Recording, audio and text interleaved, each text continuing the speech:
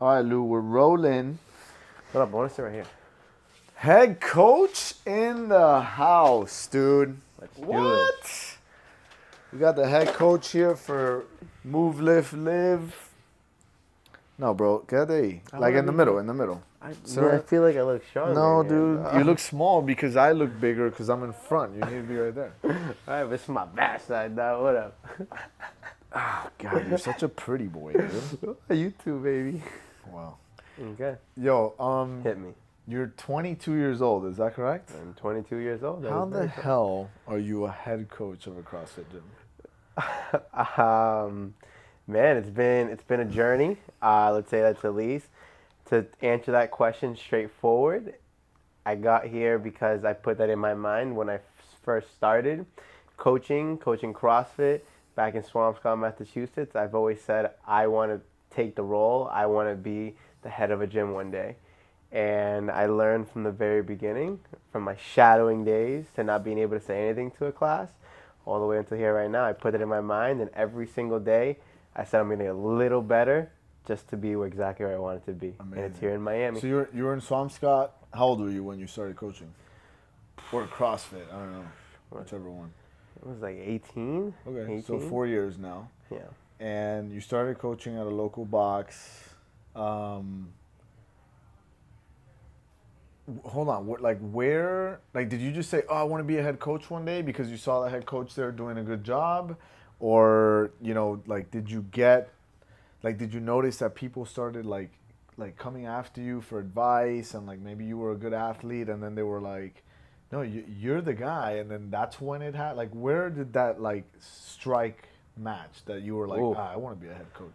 So actually, that's a phenomenal question. When I first started coaching, it was like, yo, what am I doing? Why are you guys listening to an 18-year-old? Yeah, Like, yeah. I was super nervous and coaching in front of every single class. It was like always a butterfly feeling effect before the class. I would prepare like 2 to 3 hours every single night. Like, oh, what am I gonna say? I wrote jokes down that were terrible. I had dad jokes. That's funny. It was all these sorts of things I needed to prepare. And then one day it clicked, and it was like, people like you based off who you really are, not this script that you want to write every single day. So I came in one day and I said, I'm going to show them who I am. This Latin 18-year-old kid that loves Spanish music. I was in Swampscott, so it was like nobody knew how Bad Bunny was. Nobody knew yeah. who these artists are. And all of a sudden I play this and they're like, whoa, I like this class because it's different. And I brought that different vibe. All the coaches there were amazing. Yeah. But I brought a different vibe that people were like, whoa, who is this kid? And it was that moment going forward, that's a click that I was giving into other people's lives. It was like the way I said things, the way I did things, the way I thought with them, with their movements, with their lifestyle. All of a sudden it was like, hey man, I want you, I want you, I want you. And all of a sudden clients and more Like people it gave you the reaching out. confidence. Exactly. And I was like, you know what? One day I want to be able to do this to a whole group of people, not just me, but other coaches, Yeah. other members, Yeah. programming, and that's where it came out to. That's amazing. So I get a call a few years back from my buddy Nick, who was a member at a CrossFit gym that I was the head coach at in Miami Lakes, CrossFit Miami Lakes at the time, now Caution CrossFit. And he's like, hey, there's this kid here. He's a really good coach, and he wants to move down to Miami. And I was like, yeah, send him over. I'll have a conversation with him. Obviously, the conversation went well, but why Miami? Like, what drew you to here? Honestly, man, the real answer, The ladies. yes, 100% the ladies and the movies. The movies, the ladies. What? What do you mean the movies? Dude, I used to go on like Scarface. When I seen Scarface, and it was all Miami scene, I was No like, way. I want to be in So like you don't have any family down here? nothing. I was zero. You saw the movies. I and saw the TV movies, the shows and stuff? Instagram, Okay. the at the time, yeah, it was like Instagram videos. I'm like, I want palm trees. I want heat. I want the sun. I want to Yeah. be able to work out all Where'd day, hold every on. day. Where'd you grow up? I grew up in Lynn, Massachusetts. You were there the whole time, 18 years. The whole time. 20, yeah. That Had time. you been out of there before? I visited other states. I Okay. visited Orlando. Okay, so I loved Orlando. Orlando was awesome. But you'd never been to Miami. Never been to So Miami. the first time you came to Miami was when you came here looking for a job? Looking for a job. Did Nick say anything that called you to Miami? Did he say, was it because he's like, oh, I know someone in Miami, you should go coach there, or what? Like what? It was his reaction. I asked him. I was like, man, like I want to go to Miami. He was like, Miami. Man, that's the best place in the world. You're gonna love it. It's amazing. And I'm like, okay, so why'd you move out? And then he was like, it's the biggest mistake I made. It's having a wife All right, and all Nick, the kids. he just put you out. Yeah. Sorry about that, Nick. Love you though. But so it was like this reaction, and then other people were like, yeah, man, it's amazing. And I'm like, all right, I want to be there. I want to do that. I want to be amazing as well. So I said, Cool. Why not? Okay, so you come to Miami, and you meet me. Was I the first person you sat down with? Out of this gym, yeah. Okay. I sat down with other people outside of this gym. Okay. So you meet, let's say me here at Move Lift Live. You meet, whatever other gym you went to. Like, was there one that stood out? Was it this one? And be honest, like if it was another one, like, did you almost take an opportunity somewhere else? Like, I mean, all right. When I first came to Miami and when I talked to other gyms, I walked out of here like I am never moving to Miami. And this is me being honest. I'm not going to talk about the other gyms. I don't want to be negative. I did visit other gyms. One of the guys I did meet was a guy from Body Routers, Boo Boo, Raymond. He is amazing. He's out in Miami Gardens, I'm pretty sure. Amazing man. Gave me honest advice. Said it's going to be hard. It's not going to be easy, but these are the steps that you need to take. And I took them.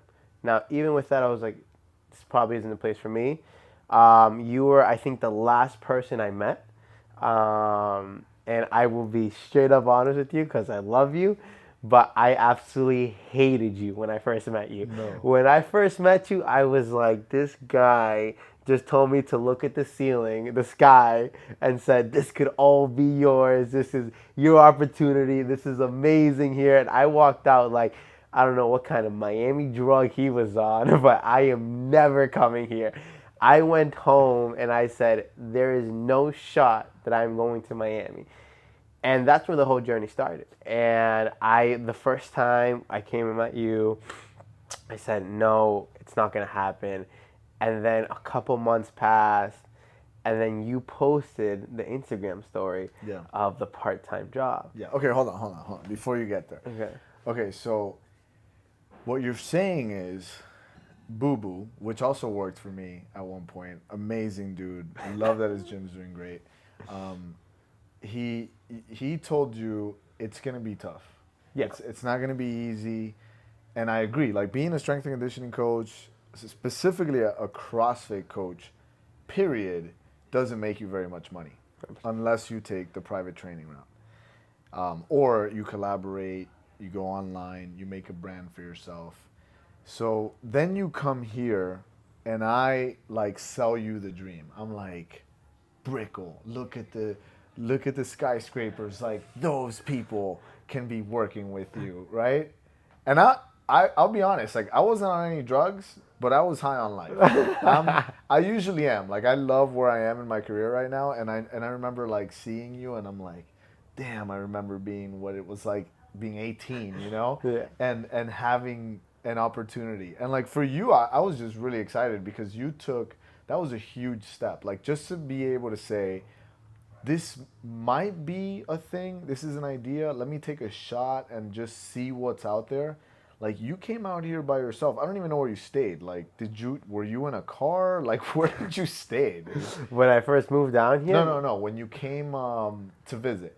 Oh, I stayed at an Airbnb right down one of the bricks. So yeah, you know, like I saw the ambition that you had, and I was like, this kid looks like he has what it takes. Like it's like this confidence, arrogance as well, but you have to have this spark, and I just saw it in you. You know, and I've worked with a lot of coaches throughout the years, and I've seen that in a lot of people that come looking for a job, but they don't just. It's not even that. They don't even look for a job. They're looking for an opportunity that they can take and grow with, right? And that's what I saw.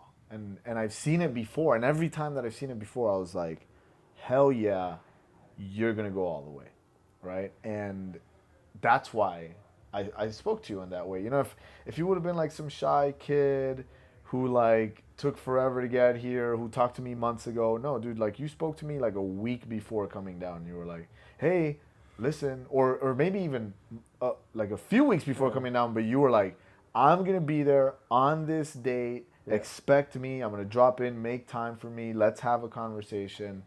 Um, and then here you are, like you said, you know. So awesome. I just wanted to point that out. That's why I was so on your ass about it, and I wasn't on any drugs.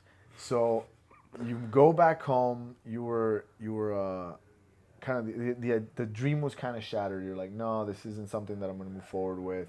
A few months pass by. You see my posts on the gram. Hey, we're hiring part time. Was it just this lingering thing for you? Like, damn, bro, like I should do this, and maybe it's just not the right time. Like, what happened there? It was a mix of things. It was actually the stuff that was happening there. So Oh, hold on. specifically, Fuck.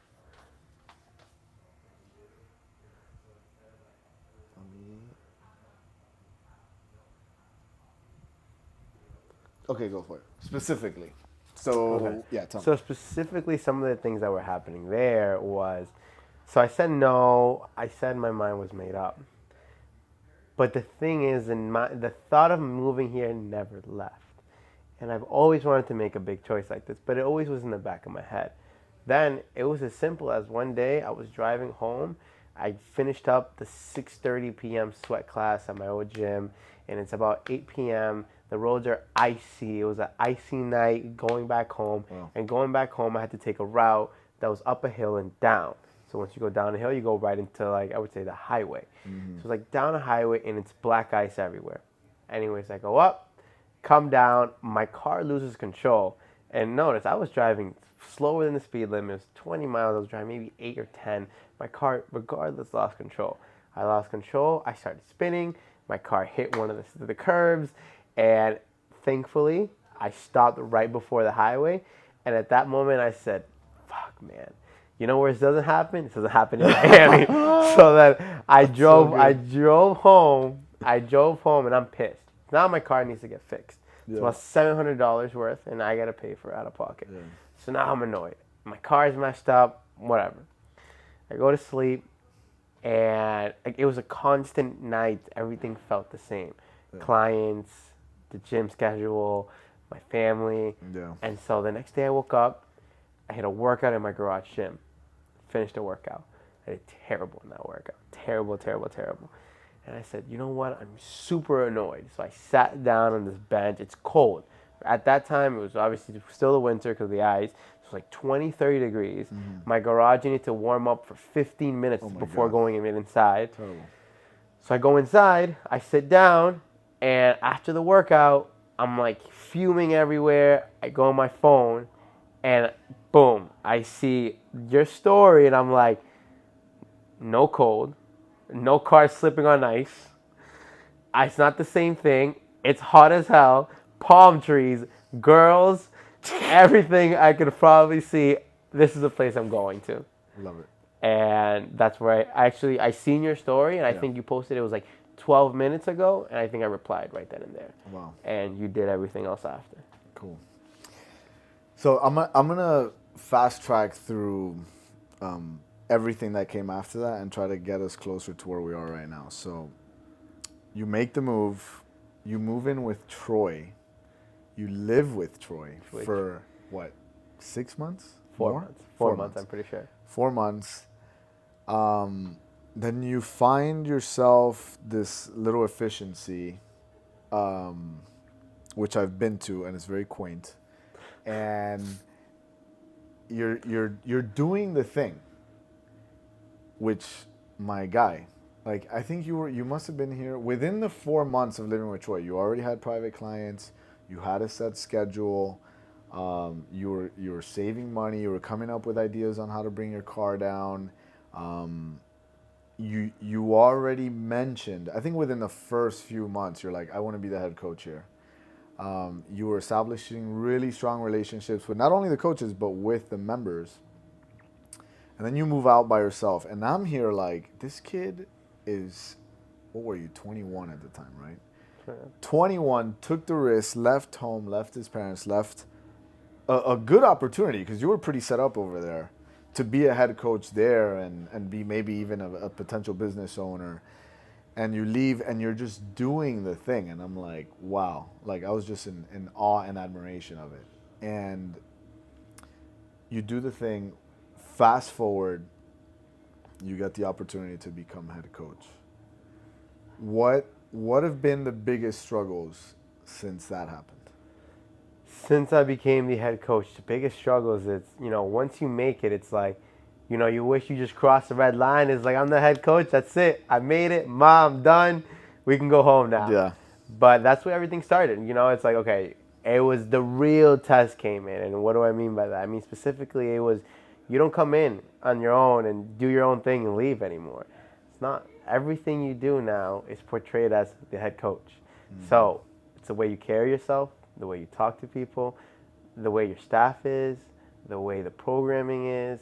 There's so many things that came into it that honestly it hit me by a bus. It was like I felt it was slowly gonna come in, but it was one day to the next day, and I was like, oh shit, this is a lot. And I remember Adrian, one of the best mentors and people I've talked to all the time. He kept helping me, he kept giving me these tips. Yeah. And it was amazing, but I would say the biggest struggles were, one, you are now being looked up to. Everyone came to you for the questions. Yeah. Everyone said, Lewis, what's the next best move? And I'm like, it's all about confidence. You can't just say, Fake it till you make it. you can't fake it. So I'm like, I can't see them and be like, I don't know, maybe it was, what's the next best move? Yeah. Trust in yourself. You have, people believe in you that you're going to do the right thing. And it's doing it and doing it and doing it. So now you are holding much more responsibility throughout so many different subjects. It was just a lot more work in terms of it's not a place where you clock in and you clock out anymore. It says your lifestyle in and out of the gym. Sometimes I'm at the grocery store and I'm like, shit, I can't grab the cookies. I'm a head coach. I got to grab an apple. I got to grab this. And I got to think like, what do I want other people to be doing? How do I want other people to be looking at me? How do you lead by example? Exactly. So I've been in your shoes before. Many times. Plenty of times. And yeah, I think you're doing a really good job. It is, one thing I will say is like, I remember like becoming a head coach and saying, okay, you're right. Like everyone's looking up to you. You have to have all the answers. And it got to a point for me where like I was tired of having all the answers. I'm like, well, if everyone's looking to me for answers, where am I getting answers to have more answers so that when other problems arise, I have the answers? And I think you're in a really good place right now because not only do you have a solid team, but you have pretty good mentors. Right? Adrian, I'm talking about Adrian, dude. Yeah, clearly. But I think you're like in a really good environment to set yourself up for not only success but a good stepping stone in your career. Like, granted, hopefully this isn't a stepping stone and then you move on. Ideally, Move Lift Live as an entity finds a way to like make this a career for you, and I think there's plenty of ways to go about that. But now that you are head coach, you've taken this leadership role. Like I said right now, you have a good environment to take the ball and do what you want with it. And we're going through this transition phase of the floors getting remodeled, the coaching staff, getting in a position where they're going to be able to become pillars in their own way, right? Where do you see us going in the next 6 months to a year? That's a great question. So I see a lot of bright future for Move Lift Live. Move Lift Live has definitely impressed me by the second in terms of just 2 weeks ago, we weren't in the position that we are now. 2 more weeks, what's going to happen next? And kind of what you were saying is our staff is extremely united, and that is something that not a lot of places can have. We all value and respect highly of each other, and we know not one person here knows all the answers. Everyone here is an expert in their own path. The way Gabe demonstrates himself, Joe, you, JT, I couldn't be more proud to call you guys the coaches that I work with. And specifically saying that, what do I see? We are going to control the most we possibly can, but I can say this is I see Move, Live, Live being that number one place in Brickell, and that place that everyone is hearing about us, whether you're in the north of Miami, south, west, east, all around Florida. That Move, Live, Live is the place to be. We have phenomenal people, and we are learning, but at the same time as we are learning, we are overcoming the challenges that we see.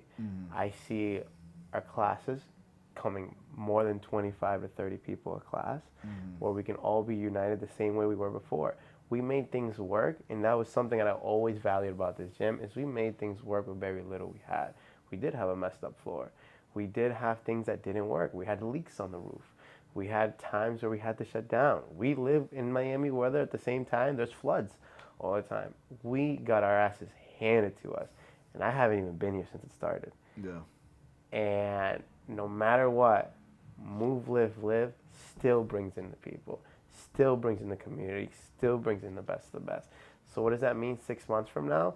Now that we have our floors, now that our team is fully united, now that we know the direction we're going to, I can only see us being the best around, the best gym in Miami. And that's what I hope for everyone to understand and people to see, that we have a clear direction of where we're going. All we need to do is just head there and take anybody who wants to go on for the ride with us. But awesome. I see Move, Live, Live in the next 6 months improving ourselves dramatically, increasing a lot on social media in terms of more people can see us, more diversity in programming, and a lot of things that people weren't expecting to be happening. Cool. I'm excited. Now say it in your own voice. Like, in my own voice. Move, Live, Live is the best. I mean, Move, Live is the best place you can be, dog. I mean, no matter what you think, bro. I mean, Move, Live, Live is the place, bro. You want to come in, you want to work out, listen to reggaeton, listen to rock music, whatever you want, dog, we the spot. I mean, we got we got whatever you want, bro. Easy as that, simple, dog. We are the place to be. And that's as easy as you want to hear it. And that's, you want to do whatever you want, you come here, dog. We got the people for you, dog. No matter what. Just that come man here. went from like super professional, let me tell you, I'm the head coach, to, oye, yo soy venezolano y vamos a poner la música venezolana. Bro, it's wonderful, man. It's wonderful. It's a blessing. It truly is a blessing. Dude, I've seen that you've made some like really good friends here. Like what's that been like? Like what, you know, not just like people you work out with, but you know, like you've been able to create like a lifestyle here, man, by yourself. Like you came knowing, who did you know? Nobody.